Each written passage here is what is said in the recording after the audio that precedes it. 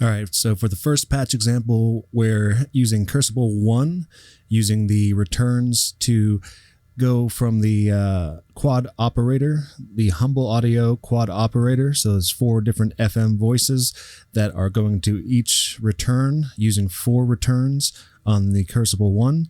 And we're using the CV and clock to control those. That's going into the second Cursible. 4 of those send and returns are going to different effects: the Make Noise Mimeophone, the Saraveo, the Desmodus Versio, and the Triptych. This one also is using a clock CV, and here's the example.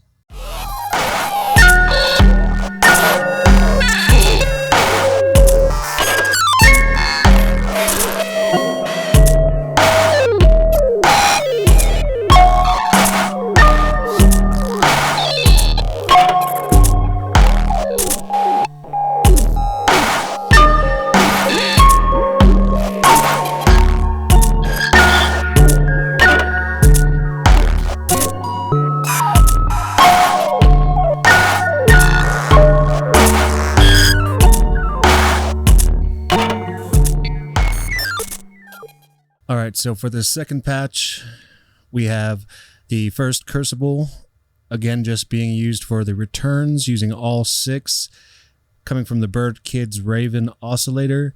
We have 6 different waveforms, with the essentially just having a wave folder if it's going over each other, or if you have it non-fill mode, it can go from one to the next and be a wave bank for you.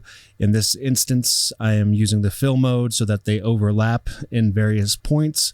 At the beginning of the patch, you're going to hear just a few of them so that it sounds a little bit more sparse, and then as it goes on, you'll hear it much more full when I switch to an LFO to control the crossfader on the CV clock, which is again being the mode used on the first Cursible. On the second Cursible, we have the output of Cursible 1 going into that, and the send and returns are going through 4 different filters, acting as a filter bank, and that one also is in fill mode so that they can overlap as well. And then just for a little bit of extra, all of that's just going into Make Noise Mimeophone. So here's the second patch. Enjoy.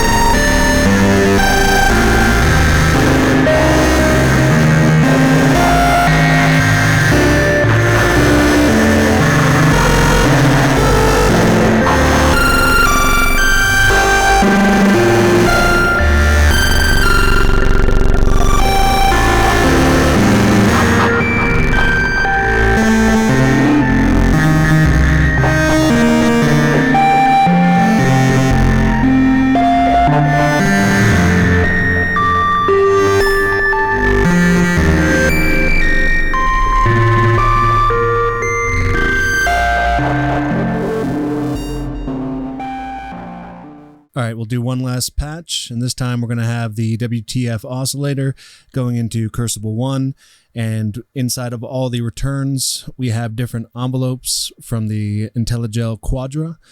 So that way, whenever it goes on, we have it in fill mode so that it can go on top of each other. So they'll get different envelopes that are going out from the sequence that's playing into the WTF oscillator. And then this time we're using the second Cursible completely separate. I have a drum beat being played on Metron using some samples on the simulator. And then that's going into the second Cursible. The inputs, the sends on those are going to all different various effects. and the returns coming back from those effects, again in fill mode so that they can overlap, and both of them are on the Shift 666, which is the random and CV mode, my favorite. Hope you enjoy.